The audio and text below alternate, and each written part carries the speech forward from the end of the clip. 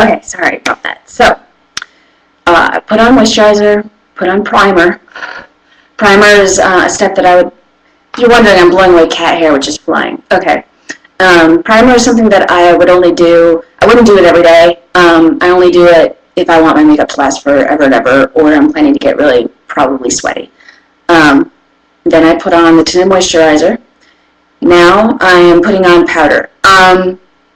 Powder is to take away kind of shine, and I know that shine has been really in for the last few years, but I can't stand it. I feel like I do not look polished, and I don't look done without that shine taken down. I just don't like the shine. I don't think it looks done. You don't look like you took the care, in my opinion. So I always use powder, and if I could only have one makeup item, like on the weekend sometimes, I will just put on powder, and that's it. And I still feel like it makes a big difference. I'm not sure you're going to be able to tell a difference really with this lighting, unfortunately. I need to throw a kitty off the counter. Okay. So, what I've been using lately, and I adore it, is this L'Oreal True Match pressed powder. A lot of people use loose powders.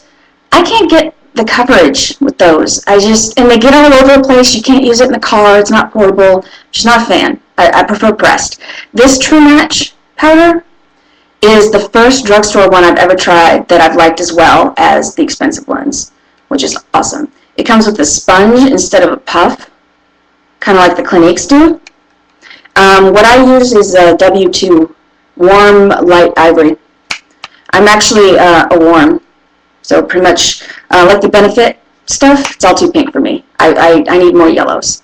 All right, so I just kind of smear this everywhere.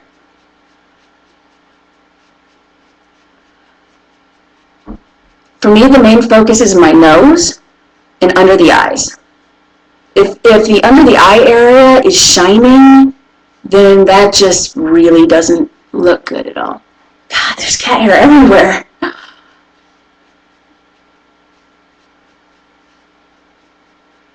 Alright, now one thing you want to be careful of when using a pressed powder is that if you're at all sweaty or still wet from your shower and you pick up water on that sponge or puff, if you put that wet spot right back on that powder, you're going to ruin that spot that the water touches. It'll just destroy that little spot on the powder. So if you feel like you pick up sweat with the puff as you go across, just move it when you go back down to pick up more powder and use a different part of the sponge so you don't ruin your compact. My little tip to you. Okay, so then the next part of face is concealer. Let me see if I can find it here in my little, and by the way, my entire daily stash fits in this little bag.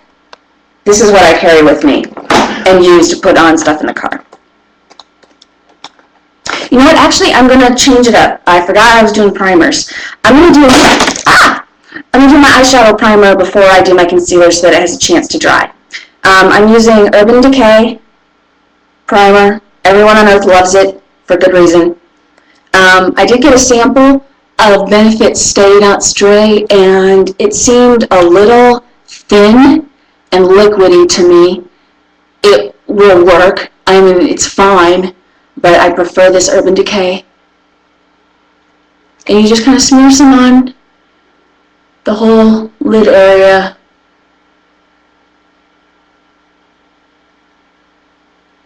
And then just like with the face primer, before you put on the next step, you want to let that dry. So that's why I decided to change my order. All right, so let's go back. We'll do concealer while that dries.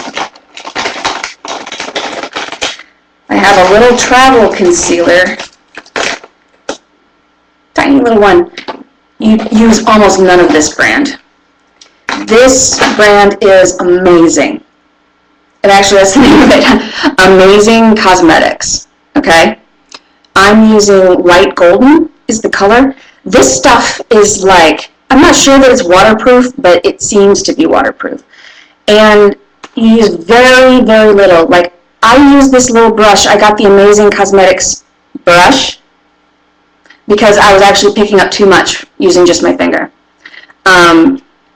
But I love it because where I need concealer the most is around my nose because I have rosacea.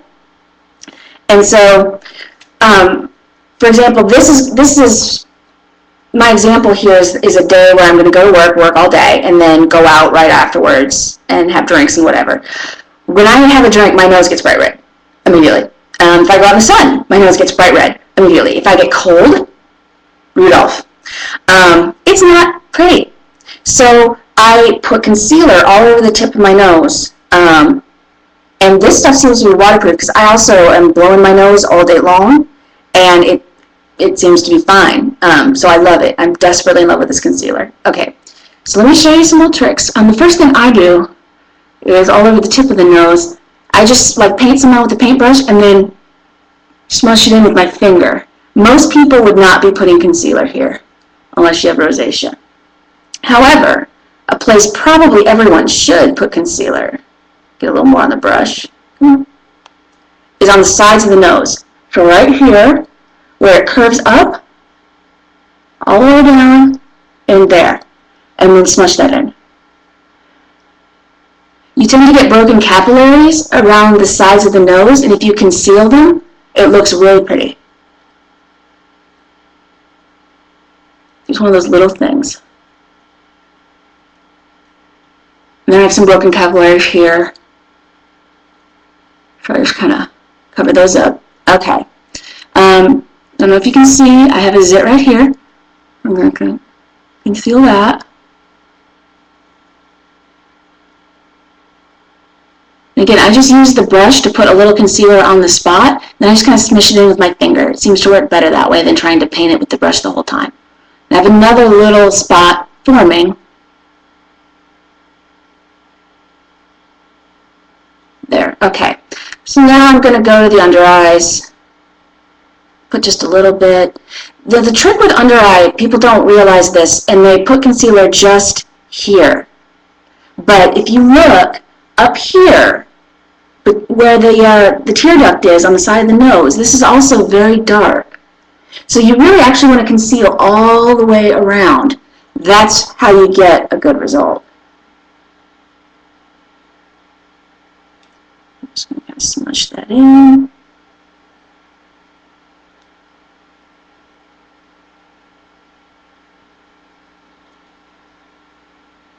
I actually concentrate much more concealer on the side of the nose than I do underneath.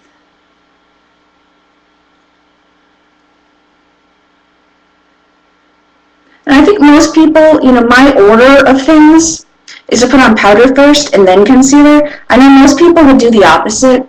I just like to do it that way because I look so much more done after I put the powder on that I end up using far less concealer. And then, if I do it the other way around, I end up feeling like I put way too much on. Okay, the last thing for face would be blush. I do not wear blush every day because of the rosacea. So it's only if I'm having a pale kind of day. It's actually fairly rare that I wear blush, but I'll put it on today just for this. The blush that I use is NARS in Orgasm. This way. It looks kind of scary pink. Ooh. There we go.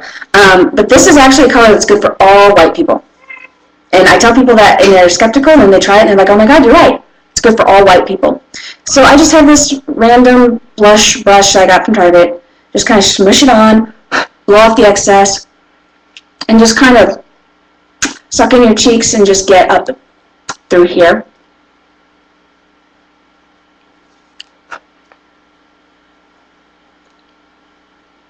There's a lot of advanced blush techniques that you can learn.